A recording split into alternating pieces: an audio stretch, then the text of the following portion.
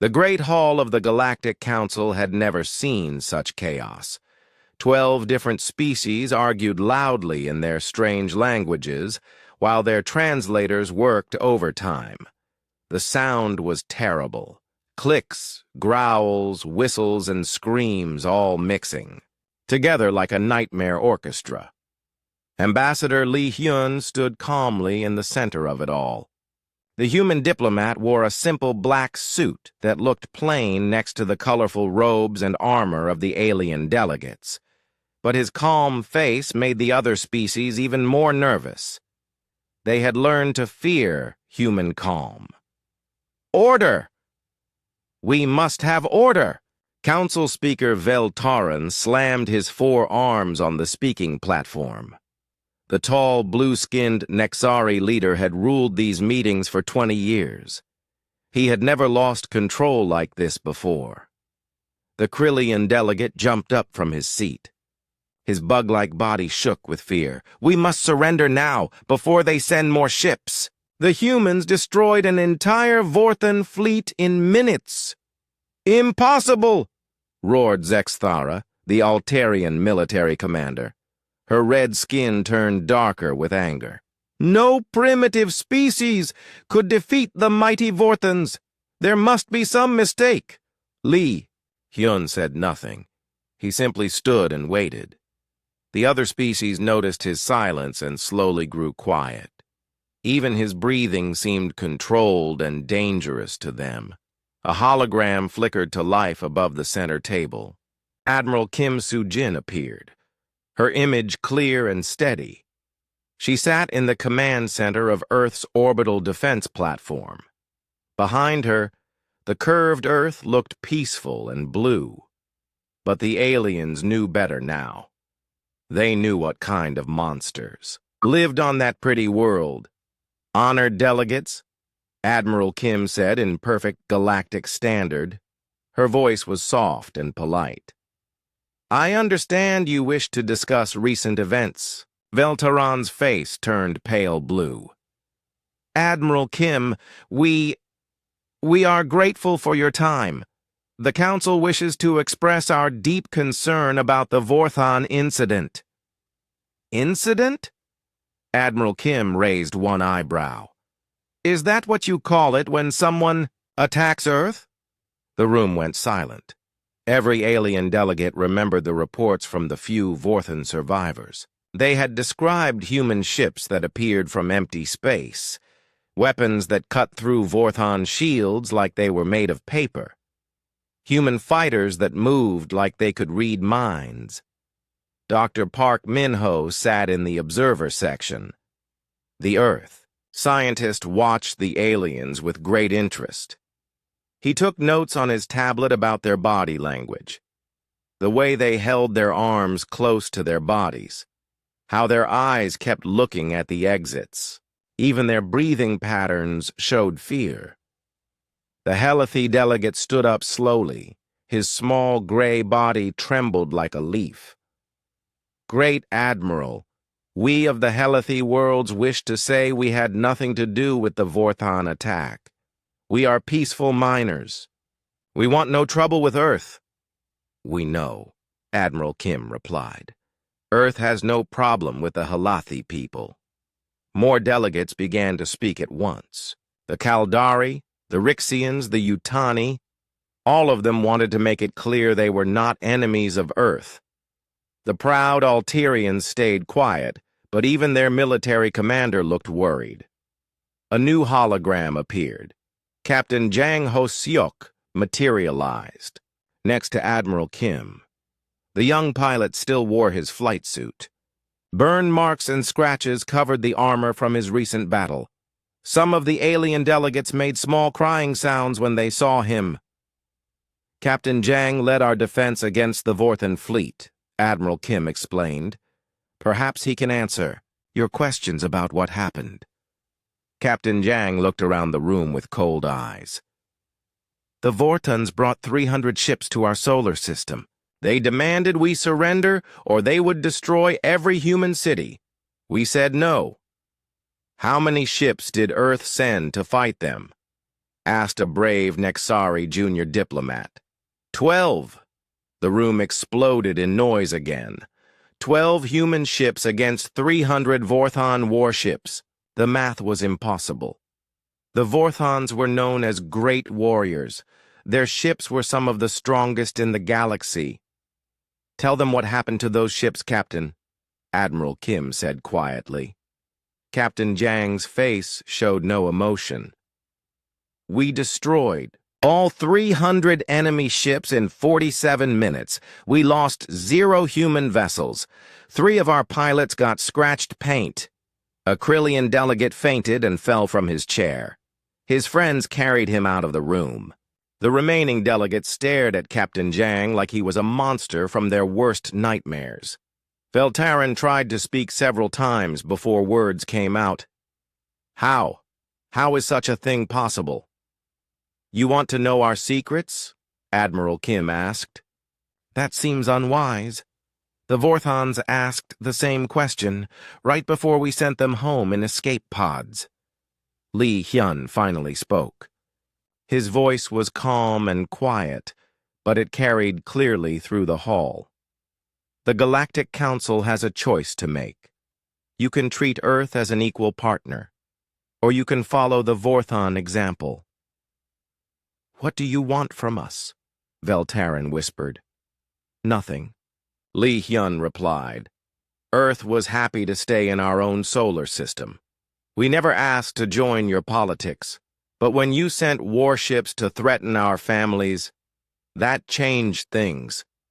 Dr. Park Min-ho watched as the alien delegates looked at each other. Their fear was so strong he could almost smell it. These species had evolved from prey animals.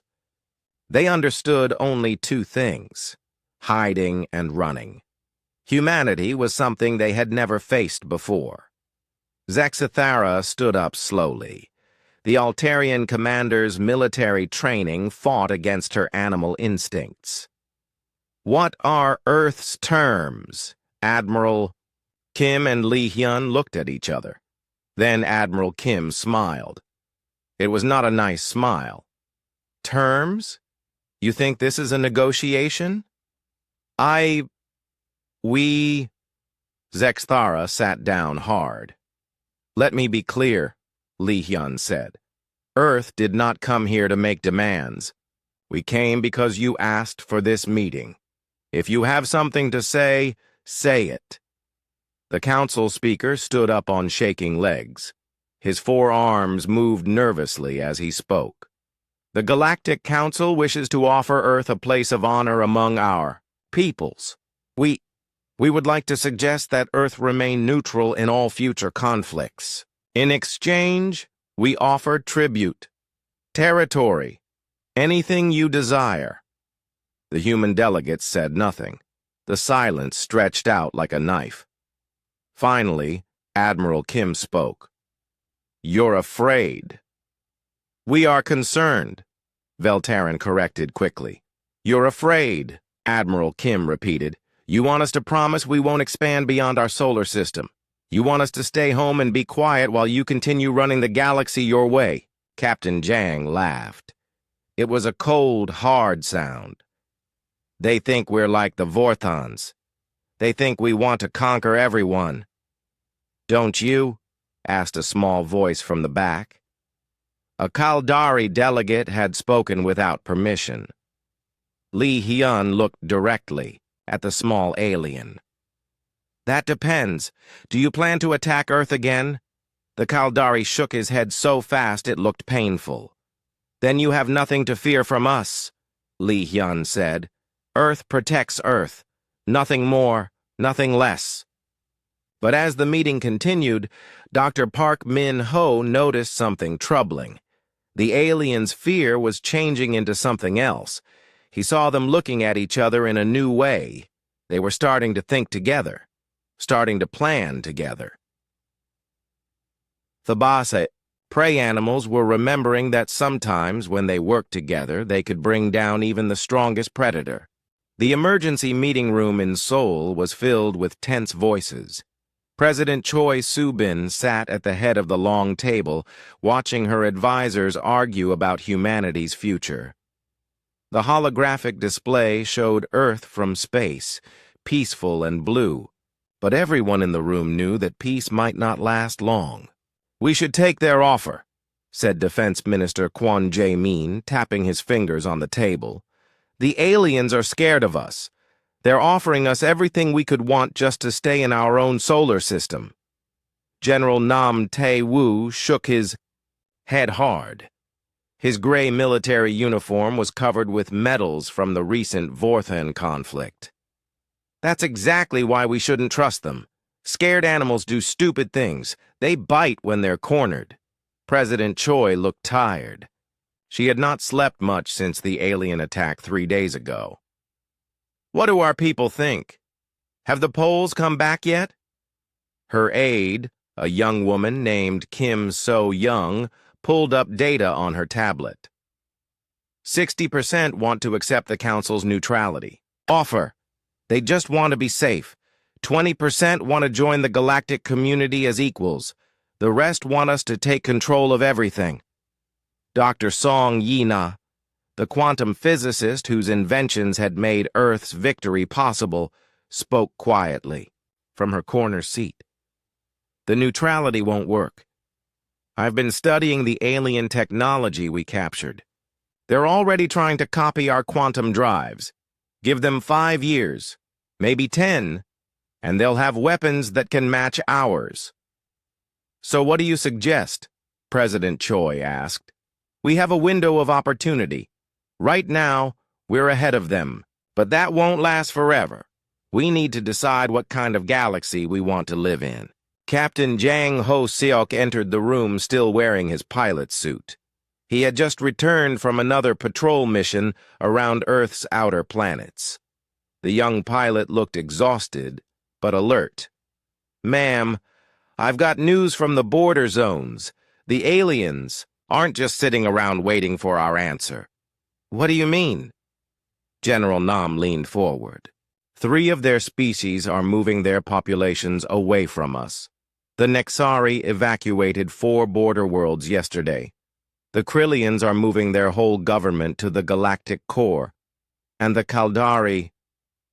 Captain Jang paused. "The Kaldari are asking for our protection." The room went quiet.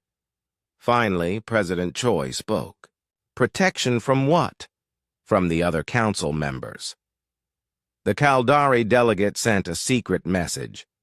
He says the big species are planning something called Protocol Omega. If any small species tries to ally with us, they get wiped out completely. Dr. Song stood up suddenly. "That's genocide. They're planning to kill entire worlds just to keep us isolated." "It gets worse," Captain Jang continued. "The Kaldari aren't the only ones asking for help. I've received messages from 7 different species. They all say the same thing. The council is threatening them." Foreign Minister Oh Yoon-ji had been quiet through most of the meeting. Now she opened her briefcase and pulled out a thick folder. "I've been conducting secret talks with minor species for the past month. What Captain Jang says is true. The galactic political system is falling apart." She opened the folder and spread out papers across the table. "Look at these reports. The Halathi mining worlds are being starved of supplies. The Yutani research stations are being shut down. The Rixian trade routes are being blocked. The council is punishing anyone who might work with us." General Nam studied the papers. "They're creating a buffer zone, forcing the small species to choose sides." "But there's something else," Oh Yoon-ji continued. "These minor species have been sharing information with me. They've discovered something important about the council." President Choi looked up. "What kind of information?" "The technology gap isn't natural. The council has been deliberately keeping other species primitive. Anytime a smaller civilization develops something new, the council either steals it or destroys it." Dr. Song's eyes widened. That explains why their ships were so weak. They haven't been allowed to innovate for centuries. Exactly. And now, they're terrified because humans developed advanced technology without their permission. We broke their system. The president stood up and walked to the window. Outside, she could see normal people going about their daily lives, children playing in parks, workers heading home from their jobs. None of them knew that their entire species had become the center of a galactic crisis. "How many species are we talking about?" she asked without turning around. 37 confirmed, Oh Yunji replied. "Maybe more. They represent about half the galaxy's population, but they have almost no military power because the Council never let them build any. And if we help them?" General Nam answered that question. "War, total war. The 12 Council species will unite against us. They have thousands of ships and billions of soldiers. But their technology is centuries behind ours," Captain Jang pointed out. "Numbers matter," General Nam said firmly. "We can win battles, but can we win a war against the entire galaxy? I'm not sure." Dr. Song walked over to her laptop and started typing. "Let me show you something." A holographic display appeared above the table. It showed the galaxy with colored dots representing different species. The red dots are council members. The blue dots are species asking for our help. The green dots are neutral or unknown. She highlighted different sections as she spoke. If we ally with the blue dots and share our technology, we don't face the council alone. But that means we become responsible for protecting all those worlds, Defense Minister Kwan said. That's a huge commitment. The alternative is letting them die, Oh Yunji said bluntly. Because that's what Protocol Omega means. The Council would rather commit genocide than lose control. President Choi returned to her seat. "What's your professional opinion, General? Can we protect 37 species while fighting the Council?" General Nam was quiet for a long moment. "Not with conventional tactics, but humans don't fight conventional wars." He looked at Captain Jang. "How many pilots do we have like him?" "About 2,000 fully trained, another 5,000 in advanced training." "And Dr. Song, how fast can we build new ships with quantum drives?" "Our automated factories can produce 50 ships per month. But I've been working on something else." She pulled up new files on her computer. "Quantum communication networks. We can connect allied species instantly across any distance, share information, coordinate attacks, even transfer technology in real time. The implications hit everyone at the same time. With quantum communication, the minor species could work together like never before. They could share resources, coordinate, defenses, and learn from each other." "It would change everything," Oh Yunji whispered. "It would start a revolution," General Nam said. President Choi looked around the table at her advisors. Each one represented a different path for humanity. The careful diplomat, the protective soldier, the innovative scientist, the bold pilot, the thoughtful minister. "We have 18 hours before we have to give the Council our answer," she said finally.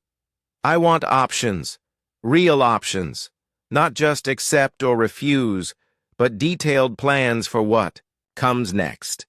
As the meeting broke up, Captain Jang stayed behind. "Ma'am, there's one more thing. The quantum sensors have detected movement in deep space, big fleets moving toward the outer galaxy."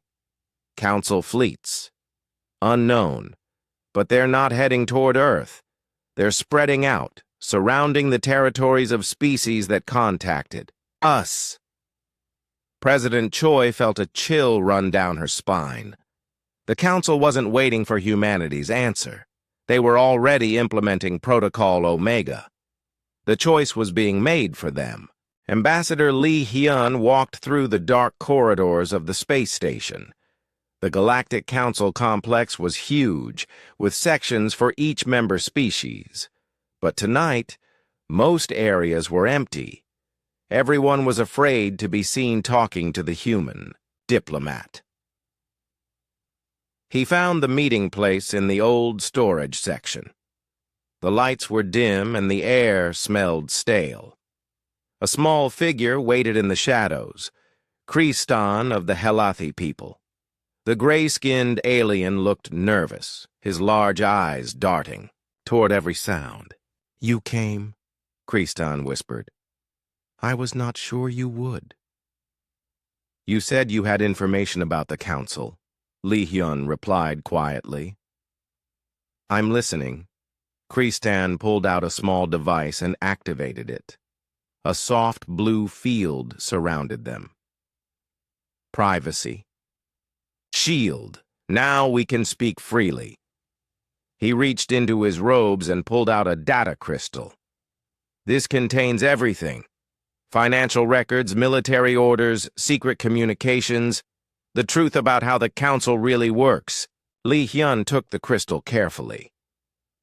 "What am I going to find on here?"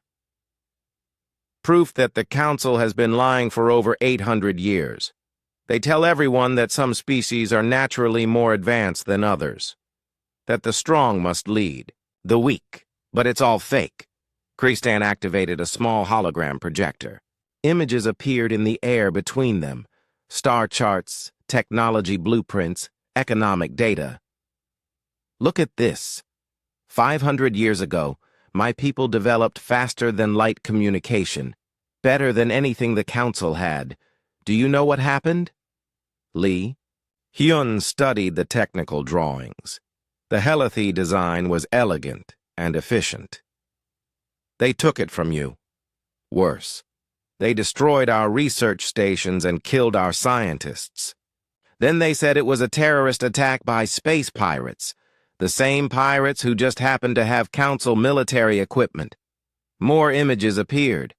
A peaceful world with crystal cities. Then the same world covered in smoke and ruins. The Yutani developed artificial intelligence 300 years ago. Their computers could think faster than any biological brain. The council bombed their capital from orbit and blamed it on a civil war."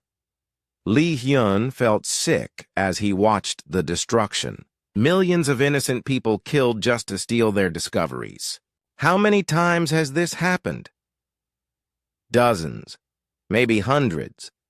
Every time a smaller species creates something new, the council either steals it or destroys it. Then they give the technology to their member species and claim they invented it. Hologram changed to show economic data, trade routes, resource flows, taxation records. They keep us dependent on them for everything. We mine their metals, grow their food, build their ships. But we're never allowed to keep the profits. It all goes to the 12 ruling species. "Why are you telling me this?" Li Hyun asked. Kristan's large eyes were wet with tears. "Because you're the first species in 800 years that they couldn't control. When the Vorthans attacked you, we all expected Earth to fall. Instead, you won so easily that it scared them. For the first time in centuries, the Council is afraid." Back on Earth, Dr. Park Min-ho was having his own disturbing discoveries. He sat in his laboratory studying brain scans of various alien species. The data was troubling. His assistant, Dr. Yu Jin-a, entered with more test results. "The psychological profiles are complete. You're not going to like what we found." Dr. Park looked up from his computer screen. "Show me." Dr. Yu activated the wall display. Brain scans of 12 different species appeared side by side. "Look at the amygdala regions. That's the fear center of the brain. In humans, it's relatively small compared to our frontal cortex. But in these aliens, the images were clear. Every alien species had huge fear centers in their brains. Their emotional responses were dominated by anxiety, caution, and submission to authority. They're not just afraid of us, Dr. Park realized. They're afraid of everything. That's how they evolved. It gets worse. Look at their social behavior patterns. New data appeared on the screen. Every single council species developed the same way. They formed hierarchies based on fear and submission. The strongest members dominate through intimidation, not cooperation. Dr. Park stood up and walked to the window. Outside, he could see Seoul's busy streets. Humans walked together, argued with each other, helped strangers, ignored authority when it suited them. Their behavior was completely different from the alien patterns. That's why they don't understand us, he said finally. We're not afraid of them. We don't submit to authority just because it exists. To them, that makes us dangerous monsters. His computer chimed with an incoming message. It was from Admiral Kim on the orbital platform. Doctor, we're receiving strange signals from deep space. Can you analyze them? Dr. Park opened the audio files. Strange sounds filled the room, clicks, whistles, and electronic tones. But underneath the alien languages, he could hear something else. Fear, panic, desperation. These are emergency broadcasts, he told Dr. Yu. The minor species are calling for help. On the orbital defense platform, Admiral Kim Soo-jin watched the tactical displays with growing concern. Captain Jang Ho-seok stood beside her, pointing at various sensor readings. The Council fleets are moving faster than we expected, Captain Jang reported. They've surrounded the Halathi system and are demanding unconditional surrender. The Kaldari worlds are under blockade, and the Yutani... He paused, his face grim. The Yutani sent one last message 3 hours ago. Then their communications went silent. Admiral Kim felt cold. Show me the fleet positions. The main display changed to show the galaxy. Red dots marked council fleets, now positioned around dozens of minor species territories. The pattern was clear. They were systematically isolating and destroying any species that might ally with humanity. How long do the Halathi have? Admiral Kim asked. Based on the fleet size, maybe 6 hours before they're overwhelmed. The Kaldari might last a day. After that, Captain Yang shrugged helplessly. Admiral Kim activated her communication system. Get me President Choi. Emergency priority. The president's image appeared on screen immediately. She was in the situation room with her advisors. Admiral, what's the status? Ma'am, the Council isn't waiting for our answer. They're implementing Protocol Omega right now. Multiple species are under attack. President Choi's face went pale. How many? At least 12 so far. Maybe more. We're losing contact with entire systems. General Nam's voice came from off-screen. Admiral, what are our options? Admiral Kim looked at Captain Jang, then back at the President. We can save some of them if we act immediately. But once we intervene, there's no going back. The Council will consider it an act of war. And if we don't intervene, then we'll be alone in the galaxy. Every species that might have been our ally will be dead. President Choi was quiet for a long moment. In the background, Admiral Kim could hear heated discussions between the President's advisors. Finally, President Choi spoke again. Admiral, prepare the fleet for immediate deployment, but don't engage yet. I need to make one more call first. The connection ended. Admiral Kim turned to Captain Jang. Alert all ships, full combat readiness, and get Dr. Song on the line. We're going to need every quantum drive we have. As the human fleet prepared for what might be the most important battle in galactic history, Ambassador Li Hyun was still meeting with Kristan in the dark storage room. The Halathi delegate had more shocking information to share. "There's something else you need to know," Kristan said urgently. "The Council has been planning this for months. They have a list of species to eliminate, technology to confiscate, and worlds to redistribute among themselves." "What kind of list?" Kristan's hands shook as he activated another file. Names appeared in the air. Hundreds of species marked, with different colored symbols. Red means immediate elimination. Yellow means forced relocation. Green means total enslavement. Li Hyun felt sick as he read the list. Entire civilizations marked for destruction simply because they might pose a future threat to Council control.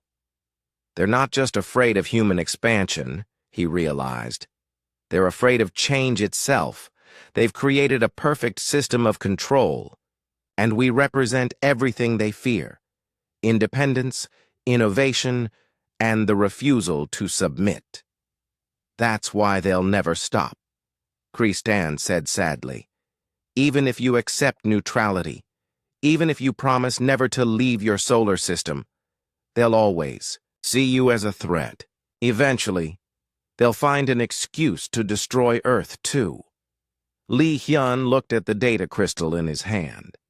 The evidence of 800 years of oppression, genocide, and systematic control. The proof that the Galactic Council was not a government, but a prison. "How many species are willing to fight?" he asked. "If they had hope of winning, all of them. But they've been beaten down for so long they've forgotten how to resist. What if they had human technology, human ships, human allies?" For the first time in the conversation, Kristan smiled. Then the galaxy would change forever. President Choi Soo-bin stood alone in her office, looking out at the Seoul skyline. The weight of an entire galaxy's future pressed down on her shoulders. In 6 hours, she would have to give the Council their answer. But the choice had already been made for her. Her aide Kim So-young knocked on the door. "Ma'am, we're receiving the final reports from our intelligence teams. Come in." President Choi turned away from the window. "What do we know?" Kim So-young placed a tablet on the president's desk. The screen showed a map of the galaxy with flashing red symbols. "The Council has destroyed 4 complete star systems in the past 8 hours. The Yutani are gone. The Helix Federation lasted 3 hours. The Trell Collective tried to surrender, but the Council killed them anyway." President Choi closed her eyes. Billions of innocent people, dead because they had dared to contact Earth. "How many species are left?" 23 are. Still fighting. 15 have gone silent. We don't know if they're dead or just hiding. The rest are begging the Council for mercy. And the Council's response? They're offering the survivors a choice: complete submission or total extinction. No negotiations, no middle ground. President Choi opened her eyes and looked at the tactical display. "What about our own defenses?" General Nam reports all fleets ready for immediate deployment. Dr. Song has finished installing quantum drives on every ship in our Navy. Admiral Kim is standing by for orders. And Dr. Beck's strategic analysis? Kim So-young pulled up another file. Dr. Beck Jinwoo believes we can win a direct confrontation with any single Council species. But if all 12 unite against us, our chances drop to 30%. What if we ally with the surviving minor species? That raises our chances to 60%, but only if we can keep them alive long enough to matter. President Choi sat down at her desk and opened a secure communication channel. General Nam appeared on the screen, his face serious. "General, I need your honest assessment. Can we protect the remaining species and fight the Council at the same time? General Nam was quiet for a moment. Ma'am, conventional military thinking says no. We don't have enough ships to be everywhere at once. But humans don't fight conventional wars. Explain. The aliens think in terms of big fleets and direct battles. They grab territory and hold it. But we can use quantum drives to appear anywhere instantly. We can hit their infrastructure, disrupt their supply lines, and disappear before they can respond. Guerrilla warfare on a galactic scale? Exactly. Make them afraid to leave their home systems. Force them to spread their fleets thin trying. To protect everything.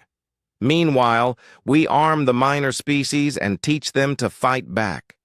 President Choi nodded slowly. What do you need from me? Permission to act without waiting for formal declarations of war. This isn't going to be a clean diplomatic process. It's going to be messy and brutal. Before President Choi could respond, alarms began blaring throughout the building. Kim So-young's tablet lit up with emergency alerts. Ma'am, Admiral Kim is requesting immediate contact. It's urgent. Admiral Kim's image appeared on the main screen. Behind her, the orbital command center was full of activity. Officers ran between stations while displays showed incoming sensor data. Ma'am, we have a problem. The Council just sent us an ultimatum. We have 1 hour to accept their neutrality offer, or they attack Earth directly. President Choi felt her stomach drop. How many ships? Long-range sensors show a massive fleet approaching our outer system. Over 2,000 vessels from 7 different Council species. Led by the Alterians. 2,000 ships? General Nam's voice came from his connection. That's more than we estimated they could assemble so quickly. Admiral Kim nodded grimly. They've been planning this for weeks. This isn't a negotiation. It's an invasion force. Captain Jang Ho-seok appeared beside Admiral Kim. His young face was determined despite the overwhelming odds. Ma'am, the fleet will reach our defense. Perimeter in 53 minutes. We need orders now. President Choi looked around the room at her advisors. Foreign Minister Oh Yoon-ji had arrived and was studying intelligence reports. Dr. Song Yi-na was at her computer, fingers flying over the keyboard as she made final adjustments to their defensive systems. Dr. Song, are our quantum communication networks ready? Yes, ma'am. I can connect all surviving minor species instantly. They'll be able to coordinate attacks and share intelligence in real time. Oh, Yoon-ji, have you contacted our potential allies? The foreign minister looked up from her papers. I've been in secret communication with 37 species. 21 are ready to fight if we give them support. The others are too scared or too damaged to help. That's still millions of ships if we can arm them properly, General Nam pointed out. But we need time to get them organized, Admiral Kim said. And we don't have time. The Council fleet will be here in less than an hour. President Choi stood up and walked to the window again. Outside, normal life continued. People walked down. The street children played in parks. Traffic moved slowly through the city. None of them knew that their world was about to become the center of the largest war in galactic history. Ma'am? Captain Jang's voice was gentle but urgent. We need a decision. President Choi turned back to face the screens. Her advisors looked at her with trust and fear in their eyes. The weight of 8 billion human lives and trillions of alien lives rested on her next words. General Nam, begin immediate military operations. Priority targets are Council infrastructure and supply lines. Avoid civilian casualties whenever possible. Yes, ma'am. Admiral Kim, prepare our defensive fleet, but don't engage the incoming force directly. Use quantum jumps to hit them from unexpected angles. Understood. Dr. Song, activate the quantum communication network. Connect all allied species immediately. Network coming online now. Oh, Yunji, send a message to every minor species in the galaxy. Tell them that Earth stands with them against Council oppression. We will share our technology with anyone willing to fight for freedom. That's essentially a declaration of war. Against the entire galactic order, Oh Yunji said quietly. Then so be it. President Choi activated the main communication system. Ambassador Lee, can you hear me? Lee Hyun's image appeared from the Galactic Council station. Behind him, alien delegates were running in panic as emergency alarms sounded throughout the complex. I can hear you, ma'am. The Council is in chaos. They're evacuating non-essential personnel and preparing for war. Give them our answer. Lee Hyun nodded and walked toward the main council chamber. President Choi could see through his camera as he entered the Great Hall. Only a few alien delegates remained, along with heavy security forces. Council Speaker Velteron stood at the central podium, his 4 arms shaking with rage and fear. Human, your time is up. What is Earth's answer? Lee Hyun walked calmly to the center of the room. His voice was clear and strong. Earth rejects your offer of neutrality. We reject your system of oppression, and we reject your threats. Then you have chosen death, Veltaran screamed. The combined fleets of the Galactic Council will destroy your primitive world. Perhaps, Lee Hyun said calmly. But not before we destroy your system of control. Not before we free every species you've enslaved. And not before we show the galaxy what courage looks like. He turned and began walking toward the exit. Oh, and Council Speaker, you might want to check your long-range sensors. Your combined fleets are about to have company. Back on Earth, President Choi watched as Dr. Song's quantum network came fully online. Suddenly, her screens filled with communications from across the galaxy. 21 species confirming their alliance with Earth. Military commanders requesting immediate technology transfers. Civilian populations celebrating their first taste of hope in centuries.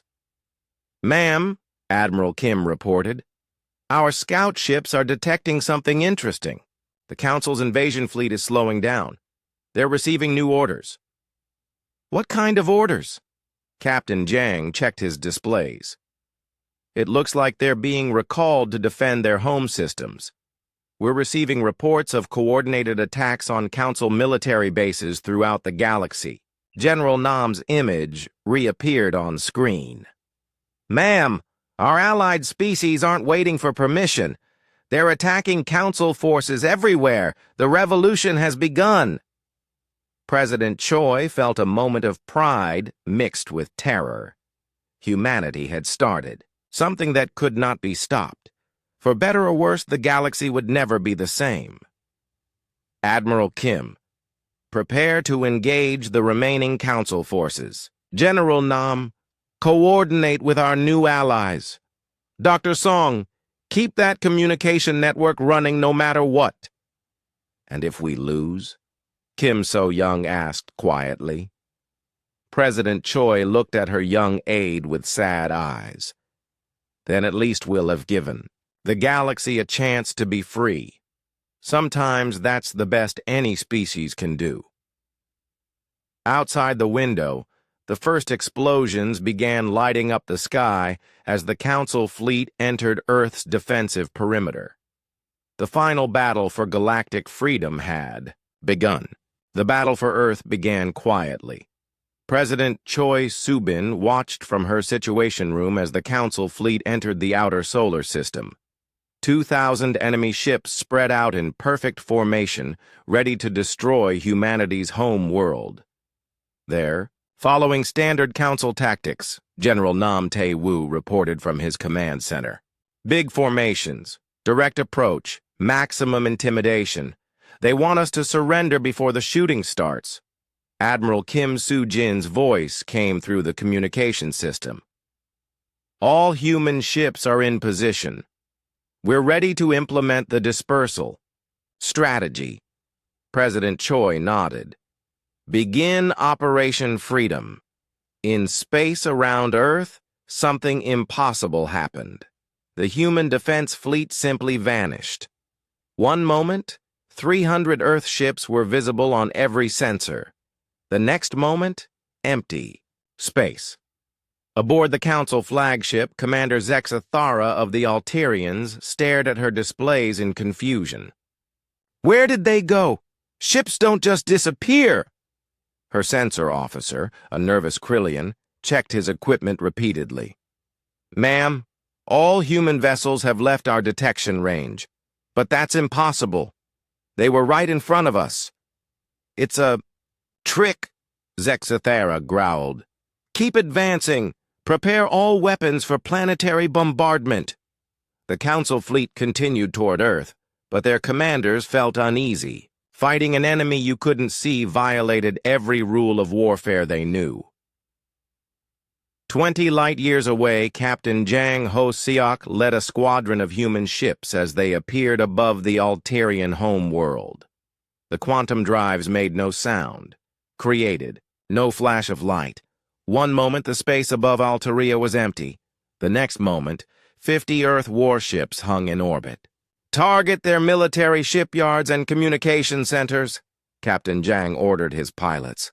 Avoid civilian areas. We're liberators, not conquerors. The attack was swift and precise. Human weapons, designed for efficiency rather than terror, cut through Alterian defenses like they were made of paper.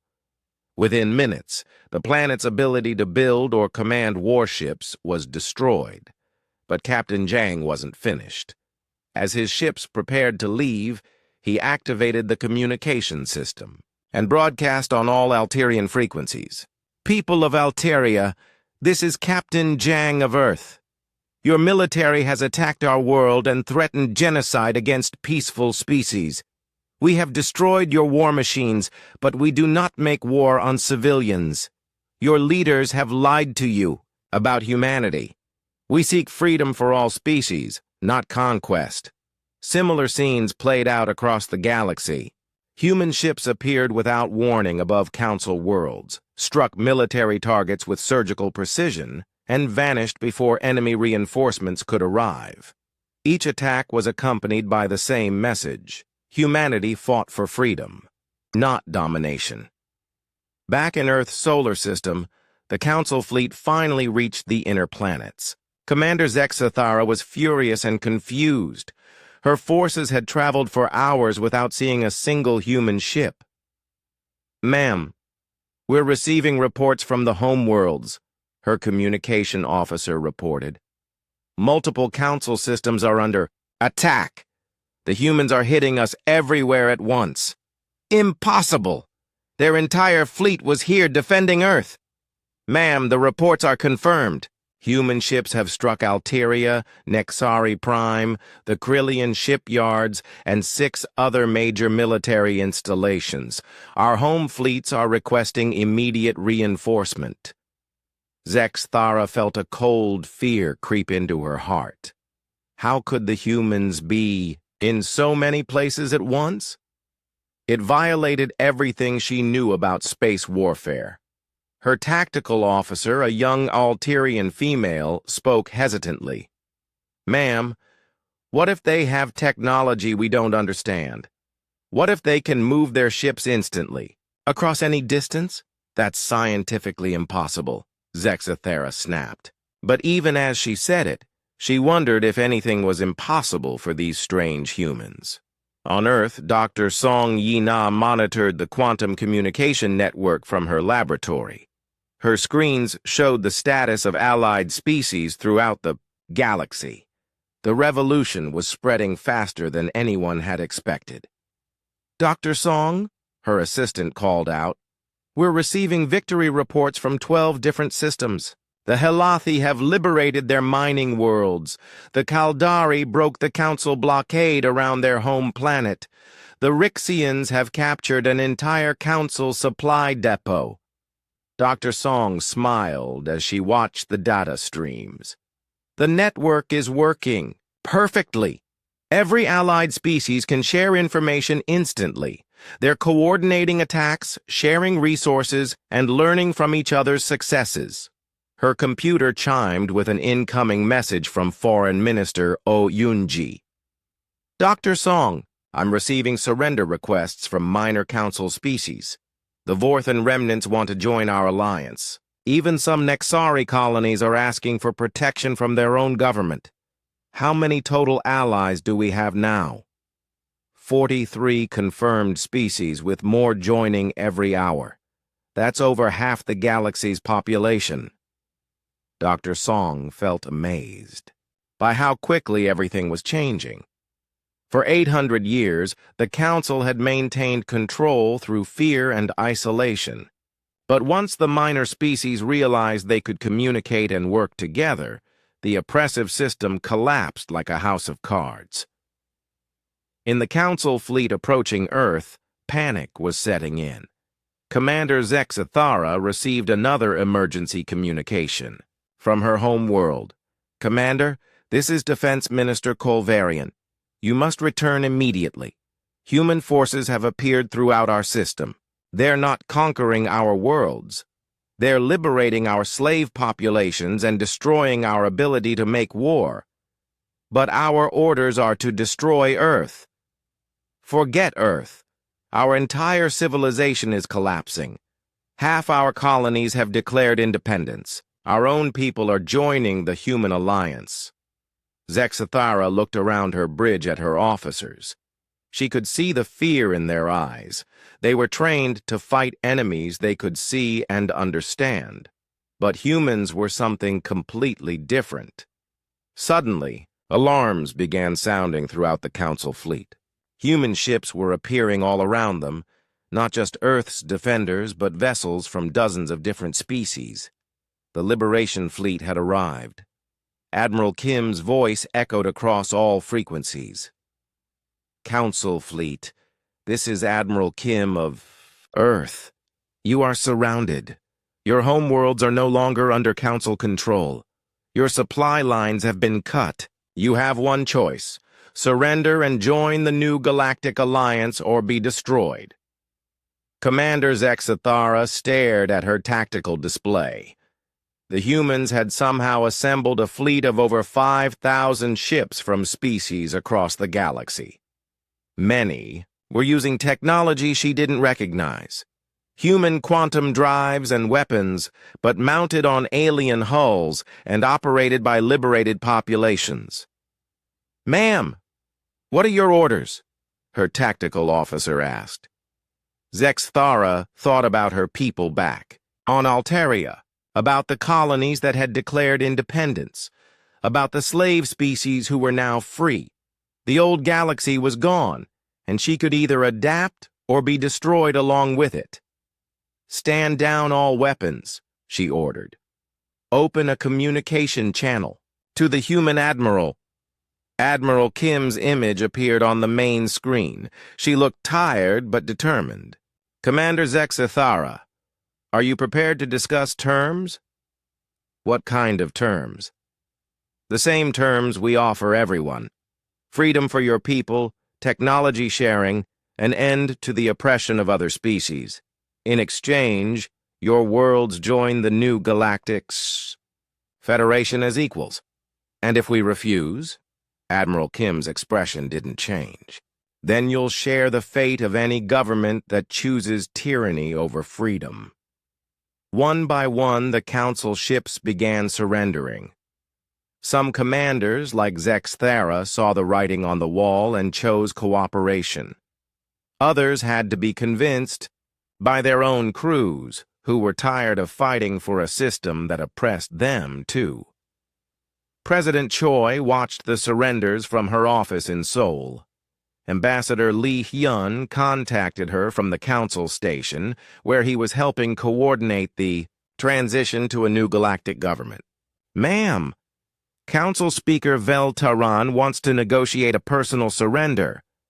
Most of the council leadership has fled to unknown systems, but a few are willing to face judgment for their crimes.